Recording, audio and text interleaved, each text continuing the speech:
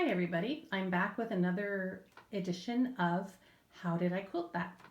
This quilt is really outside my comfort zone, outside my box, so to speak. I made this when I saw a sketch that my son's girlfriend had drawn. It was a black and white doodle, and I thought, wow, that could make a really nice quilt. And then I imagined the different colors, and I came across these lovely batiks.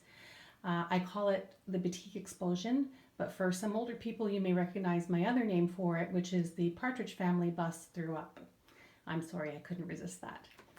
Anyway, this one I quilted very differently from other ones, and I was just learning how to machine quilt, so I was surprised at how well it turned out. But if you look, each section is quite different.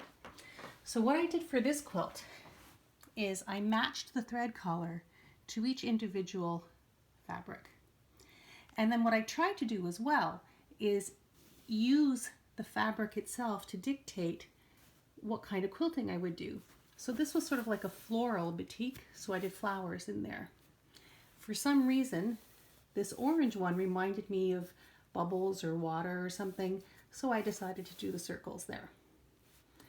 This one was more of a free motion type fabric, so that's what I did. I did some meandering or stippling.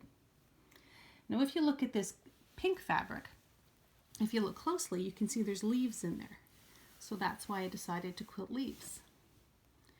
And then I just went around the quilt deciding how I was going to add the different kind of stitching. And I think the effect was really quite good. And then if you want to look at the back, you can see how the stitching looks. So this was done on my domestic home machine. I think it was my Janome at that time. I'm not sure. It might have been a Husqvarna. But I thought it turned out quite nice. I like it. And if you look, I put a little bit of beading on it as well, just for some added color. And just, I think that's just some meandering in black. It's hard to see. So that's how I decided to quilt that one. I wasn't sure how I was going to when I first put it under the needle.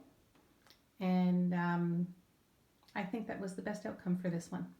I think an overall quilting pattern would have been too much, especially since the applique shapes were so random. And that's how I quilted this one.